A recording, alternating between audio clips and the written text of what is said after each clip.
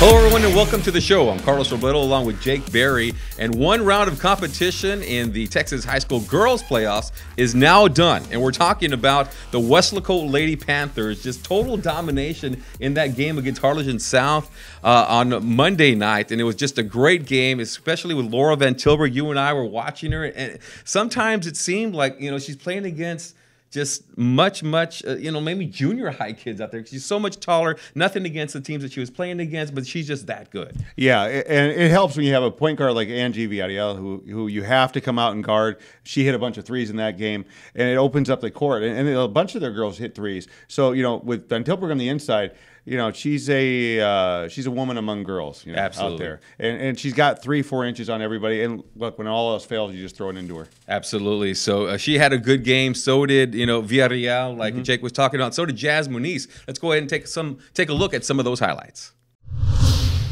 Los Fresnos and Weslaco East, a close game early on here. Watch this. This is Rivera scoring right there for the Lady Wildcats. On the other side, Los Fresnos in action here. Kim Ruiz with a nice three-pointer there. Then more Los Fresnos. Great passing in and out. Finally, the open man underneath. That's Ruiz once again. And the Lady Falcons win by a final score of 38-31. So the Weslaco Lady Panthers win again, and here's something interesting, Jake. They are 72-4 in the past 2 years and have not lost to a Valley team in those 2 years. And, of course, that streak continues after their victory against Harlingen South. But now we move on to the next level of the playoffs, the area round. Well, they'll be taking on Del Rio. Yeah, and Del Rio had a very strong performance against Edinburgh North. They decimated the Lady Cougars, and it's going to be a great matchup. Now, what it's going to come down to is, can you stop Van Tilburg on the inside? Right. And if you do take her away, what does Angie do on the outside? Does she burn your guard? So it's going to be a difficult matchup for Del Rio. But, you know, well, you have to see the neutral sites and stuff like that. Sure. But you know, you have to like Weslaco's chances on advancing. They should go to the Sweet 16 again.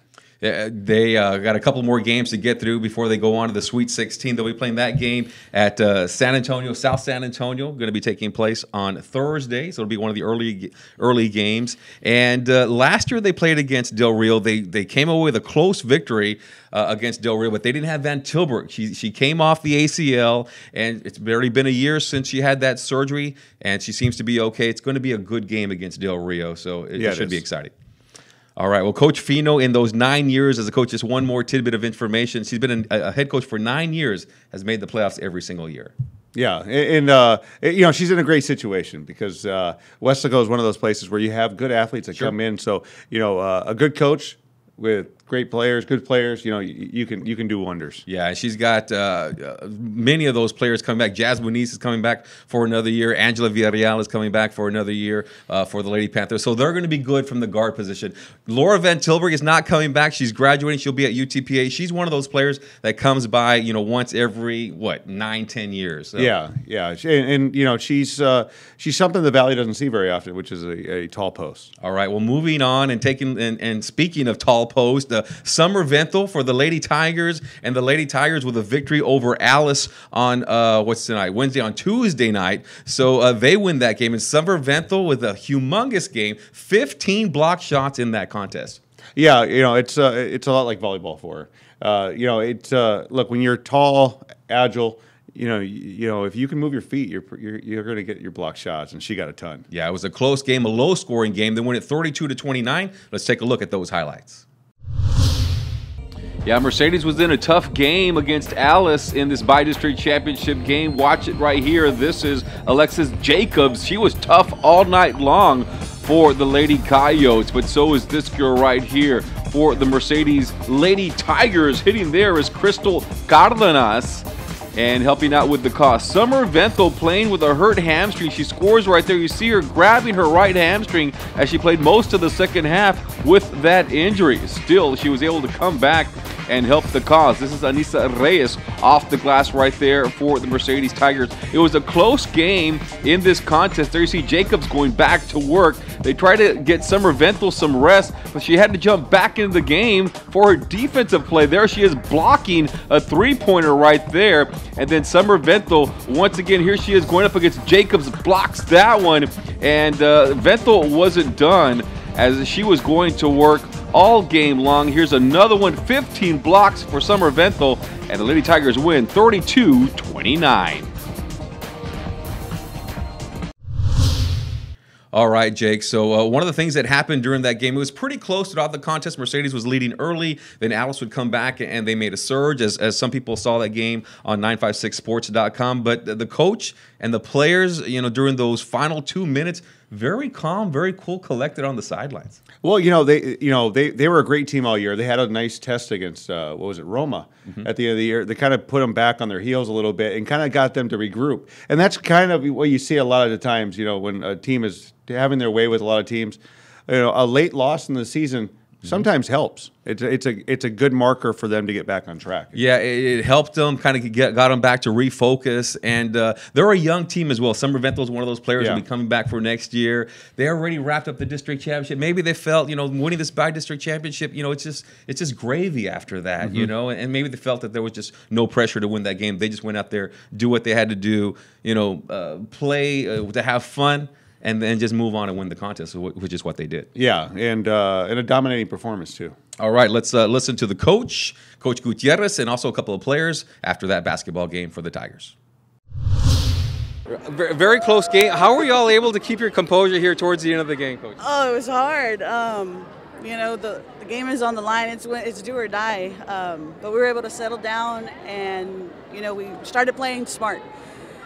Towards the end, we had a lot of turnovers. Alice kept coming at us, and they never gave up. So it was difficult, but we kept our composure and tried to eliminate some turnovers that we had late in the game. Right. Yeah, especially there in the late. You had like 2 or 3 possessions. You're just turning the ball over and over. Yes. What did you tell the girls there towards the last couple of minutes there to calm them down?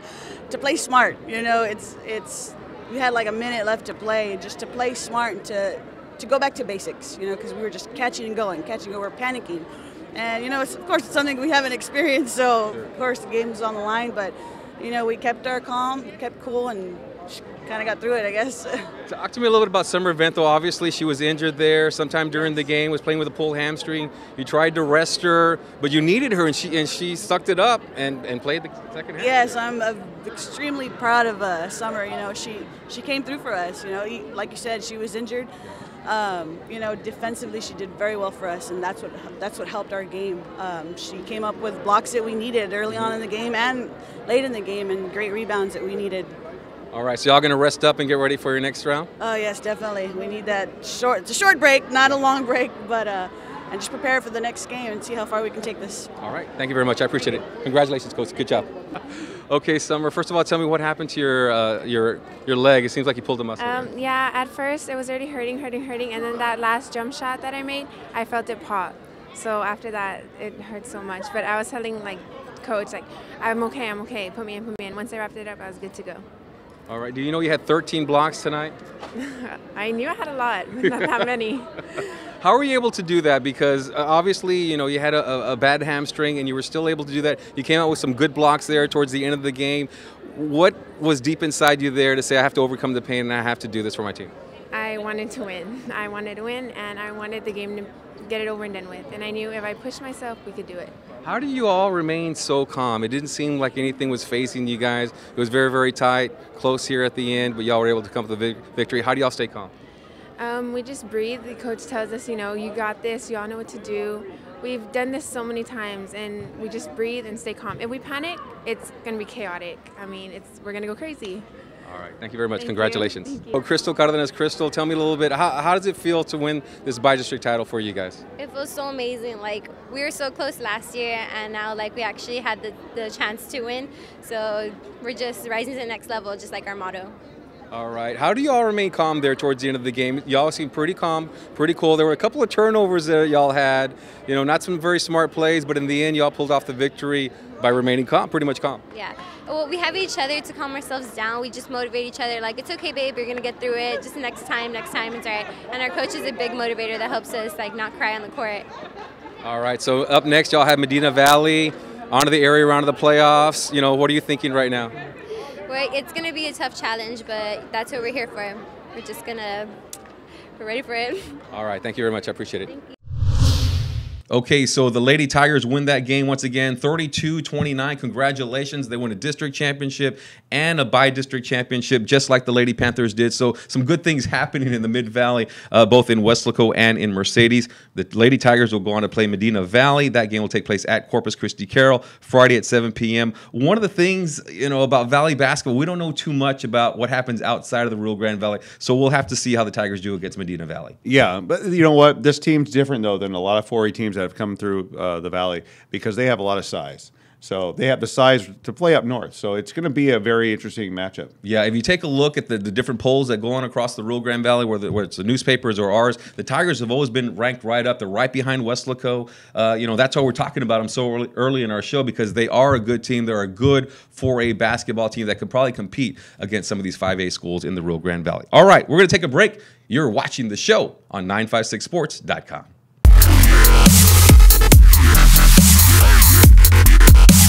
We need to cut a commercial for the Paint Auto Group's Automotive On-Demand program. Most car dealers have a gorgeous young lady in their commercial. That's a great idea. We need one too. Be right back.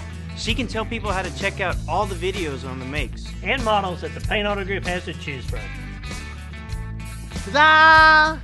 You have got to be kidding. Not sure that's what I meant by gorgeous. Shop 24/7 at thepaintautogroup.com. regardless. She will get attention.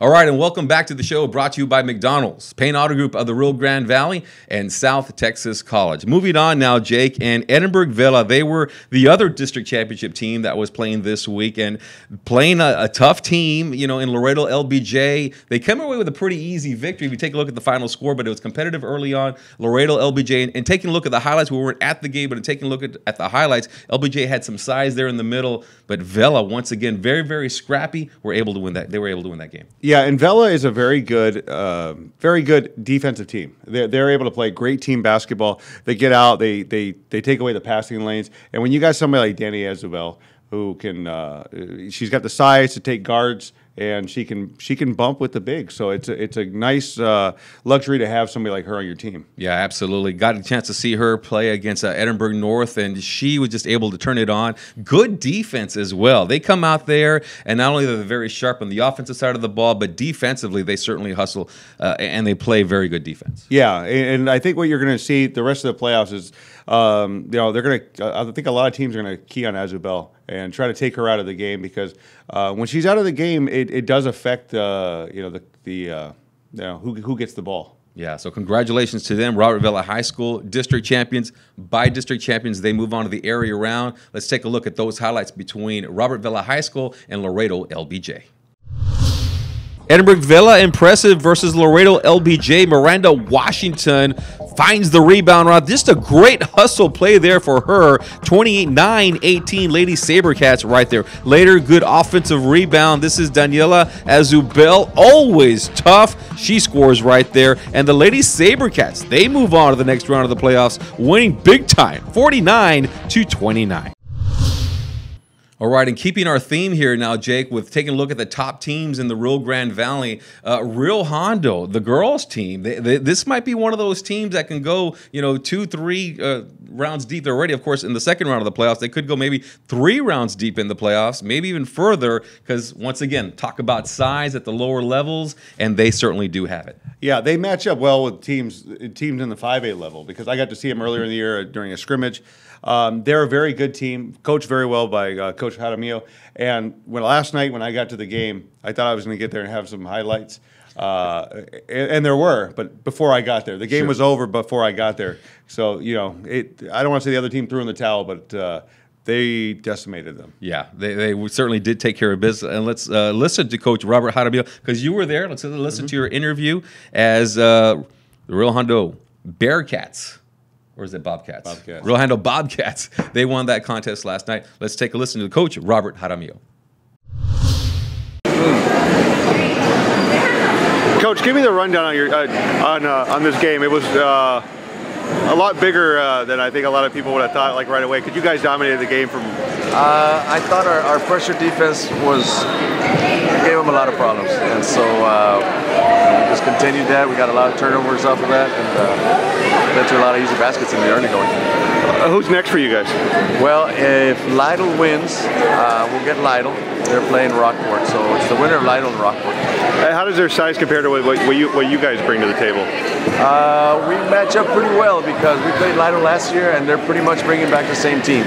So we match up well with them. Rockport has a little more size, but I don't think they're as fast as Lytle, but they have more size, and that sometimes gives us problems. Thanks, Coach. All right, so the Rio Hondo Lady Bobcats win that game by a final score of 70-20. What a tremendous victory for them, as they are first-round winners, by-district champions. Good job there, Robert Jaramillo and the Lady Bobcats, as they beat, once again, Kingsville King. Other games that took place this week in girls playoff action: Los Fresnos versus Weslaco East and Mission Vets versus Corpus Christi Ray. Let's take a look at those highlights. Los Fresnos and Weslaco East, a close game early on here. Watch this. This is Rivera scoring right there for the Lady Wildcats. On the other side, Los Fresnos in action here. Kim Ruiz with a nice three-pointer there. Then more. Los Fresnos. Great passing in and out. Finally, the open man underneath. That's Ruiz once again. And the Lady Falcons win by a final score of 38-31.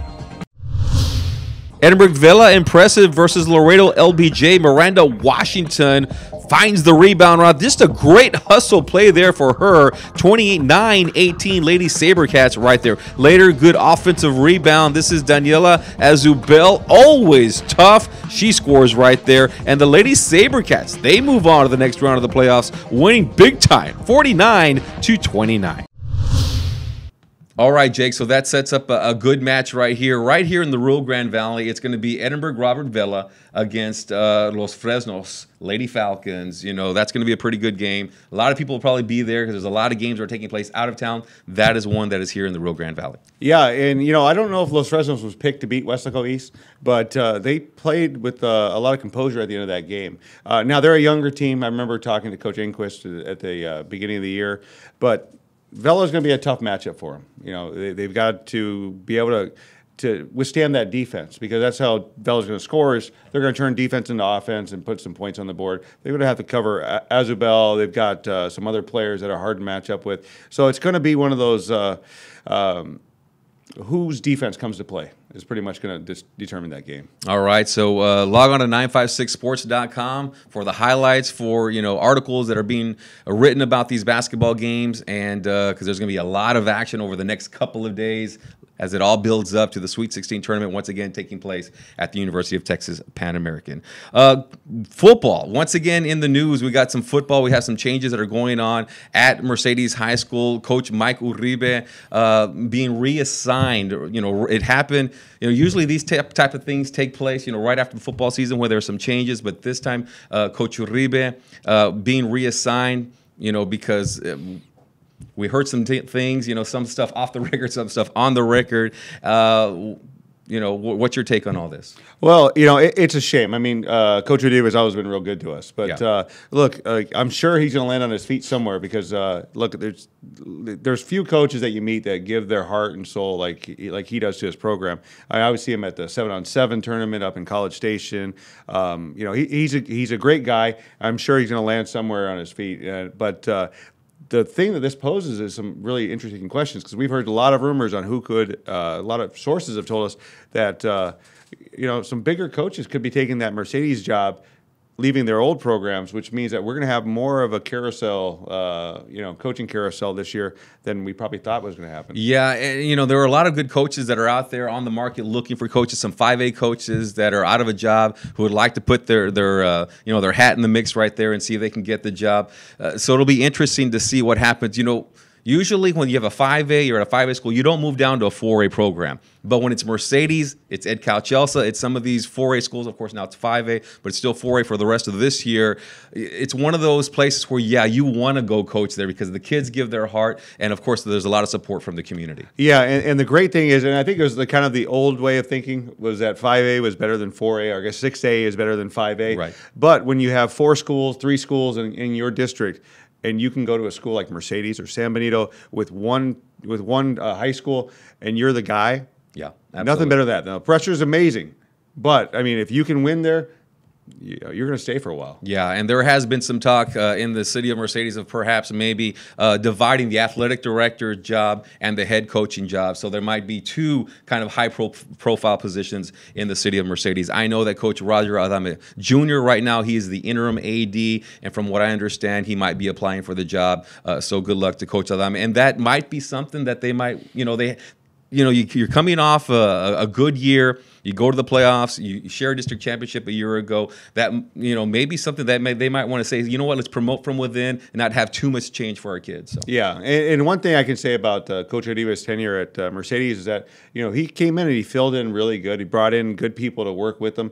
And look, after what Mercedes went through at the beginning of last year, for them to make the playoffs, it was a big, huge step. And best of luck to him. All right, so moving on now, and the Donna North girls soccer team, really surprising some people. First year of school, the Donna North Lady Chiefs, so far they were undefeated, haven't lost a game, and they've only been scored upon one time. What does that do for a school district, especially for a new school, when you have a team that you can kind of, cheer on and perhaps fight for a district championship? They're doing very, very well, catching some headlines right now. Well, it's great because, a lot of the times these new schools come in and they don't win for a long time. Yeah. And to have something that you can rally around, and I know there's one school in the Valley. I'm not going to name names. From what I'm hearing, their principal wants to make changes if they don't make the playoffs. Mm-hmm. And for them to be winning the way they're winning, they're putting up goals and they're holding people scoreless. Absolutely. I mean, there's nothing better than that. Yeah. You have something to rally around. That's great. Yeah, they had a game earlier this week. I'm not sure who they played, but they won that game 10-0. That's a lot for soccer. Yeah. Anytime you watch soccer, 1-2 goals. With this game, they had 10 goals. So congratulations to Donna North and the Lady Chiefs. So it should be interesting. Got a lot going on right now. I mean, there's powerlifting, there's swimming, there's wrestling. So it's going to be an interesting spring here in the 956. Yeah, it's going to be a great spring, and we'll have it all online. Also with our baseball preview. If you haven't been to it, we're the only ones doing a baseball preview in the Valley. So you can get the 411 on all your teams in the Valley. All right, that's it. That's the show for Jake Berry, Darren Henderson over there on the camera. I'm Carlos Robledo. We'll see you next time.